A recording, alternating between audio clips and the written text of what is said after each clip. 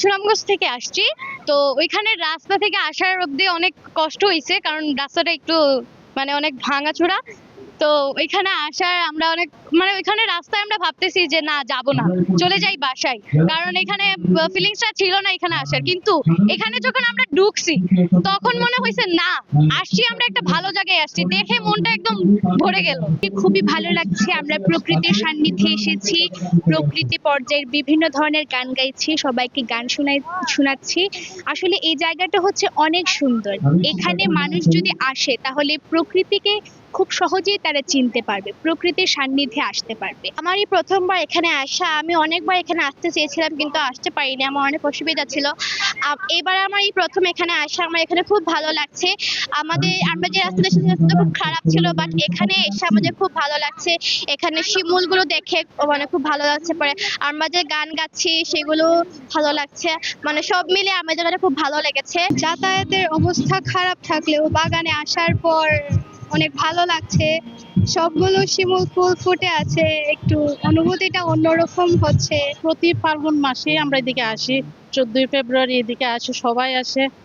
এতে মানে একটু এক্সেপশনাল মনে হয়। হ্যাঁ, এই দিনটা একটু এখানে ফাগুনের ফুল ফুটে। হ্যাঁ, তার জন্য সবাই আসে, তার জন্য ভালো লাগে। আসলে বসন্ত এমন একটা জিনিস, বসন্ত মানে জীবনের উৎসব, জীবনের জয়গান। আজ পয়লা বসন্ত, পরিবার নিয়ে এসেছি। পরিবারের সবাই একসাথে না, অনেক দিক বিদিক হয়েছে, ও এদিক ওদিক দেখতেছে। আমি আমার এই প্রাণপ্রিয় সন্তানকে নিয়ে আছি।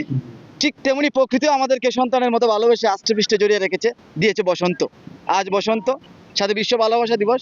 সবার জীবনে সুখ শান্তি এবং সমৃদ্ধি নেমে আসুক, এই কামনা করি। হে রঙিন দূর করো আছে যত সব মলিন। এটা শুধু বসন্তই বলা সম্ভব। আর বিশেষ করে বসন্ত এবং ভালোবাসা দিবস যখন একাকার হয়ে যায়, তখন আমরা আমাদের এই এলাকা আসলে সারা দেশে রিপ্রেজেন্টেড হয়। জেলা শিল্পকলা একাডেমি থেকে বসন্ত উৎসব হয়। আমরা বসন্তের সাথে একাকার হয়ে আমরা আমাদের বসন্তের মনে বসন্ত নিয়ে এই এলাকাকে আমরা রিপ্রেজেন্ট করি। এই শিমুল বাগান যেন বসন্তের অন্যরকম প্রতিচ্ছবি হয়ে দাঁড়িয়েছে, তাই আমরা এখানে আসি। সকলকে শুভ বসন্ত। ঋতুরাজ বসন্তকে বরণ করার জন্য আমরা সুনামগঞ্জ জেলা শিল্পকলা একাডেমি বিগত সময়ের মতো হাজির হয়েছি আমাদের উপমহাদেশের বৃহত্তম শিমুল বাগান, জলাবতী শিমুল বাগানে। আমাদের এটি সুনামগঞ্জ একটি বিশেষ একটি অর্জন যে উপমহাদেশের বৃহত্তম শিমুল বাগানটা আমাদের এখানে পড়েছে। আর ঋতুরাজ বসন্তকে বরণ করা, প্রকৃতির সান্নিধ্যে এসে ঋতুরাজ বসন্তকে বরণ করা, এটা অন্যরকম একটা আবেদন তৈরি করে।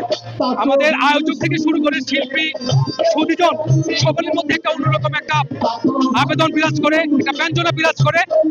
আমরা বিগত সময়ের মতো চাই এবার যেমন আয়োজন করছি, আমরা যদি পৃষ্ঠপোষকতা পাই বিশেষ করে জেলা প্রশাসনের তরফ থেকে এবং বাংলাদেশ শিল্পকলা একাডেমির তরফ থেকে, আমরা এই যে চর্চা, এই যে বসন্তকে বরণ করার প্রয়াস, এটাকে আমরা অব্যাহত রাখতে চাই।